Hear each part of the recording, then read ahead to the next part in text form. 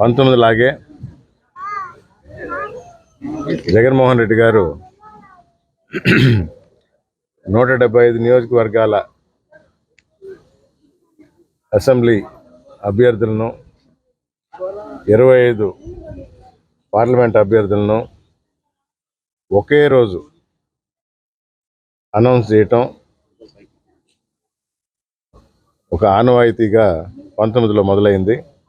అదే ఆనవాయితీని 24 ఎలక్షన్లకి నిన్న ఇడుపులపాయలో ధర్మాన ప్రసాద్ గారు, నందిగం సురేష్ గారు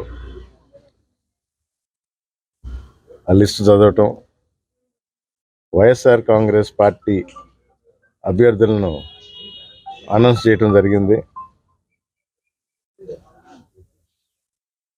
ప్రతిపక్షాలు అనుకున్నట్టు కానీ ఆశించినట్టు కానీ వైఎస్ఆర్ కాంగ్రెస్ పార్టీలో ఇబ్బందులు తలెత్తలేదు, అభ్యంతరాలు తలెత్తలేదు. వడపోసి ఎన్నుకున్న అభ్యర్థులకి సంపూర్ణ మద్దతు ఇస్తూ ప్రతి నియోజకవర్గంలో హర్షం వెలుగుచ్చారు. దానిలో భాగంగా వెంకటగిరి నియోజకవర్గం 1 సంవత్సరం కాలంగా సమన్వయకర్తగా ఉంటూ నా వరకు అందరినీ కలుపుకుపోయానని అనుకుంటుండా. టికెట్ పరంగా ఆశలు ఎవరికైనా ఉండొచ్చు, కానీ తుది నిర్ణయం అధినేత జగన్మోహన్ రెడ్డి గారిది. లిస్టు రూపంలో నిన్న నేదురుమల్లి రామ్కుమార్ రెడ్డి వెంకటగిరి నియోజకవర్గ అభ్యర్థి అని ప్రకటించడం జరిగింది. దానికి అనుగుణంగా నిన్న సాయంత్రం వచ్చి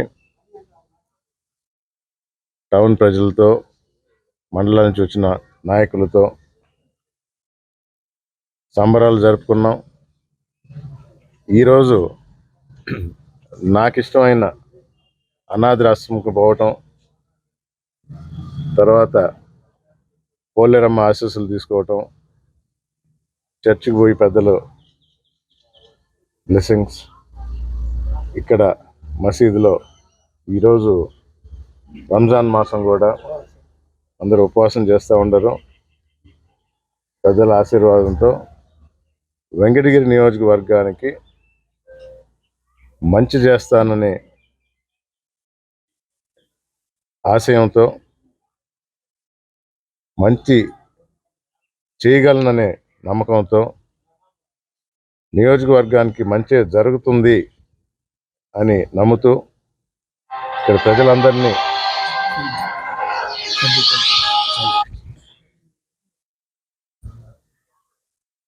వారి మద్దతు కోరుతూ మా నాయకులకి ముందరే కృతజ్ఞతలు తెలుపుకుంటూ రేపు జరగబోయే ఎన్నికల్లో అఖండ మెజారిటీతో గెలిపిస్తారని, ఈ నియోజకవర్గానికి 5 సంవత్సరాలు సేవ చేసే భాగ్యం కల్పిస్తారని, అభివృద్ధి అంటే ఏమిటో నేదురుమల్లి కుటుంబం నుంచి వచ్చిన వ్యక్తిగా చేసి చూపిస్తూ ఇక్కడే ఉంటూ ఇక్కడ ప్రజలతో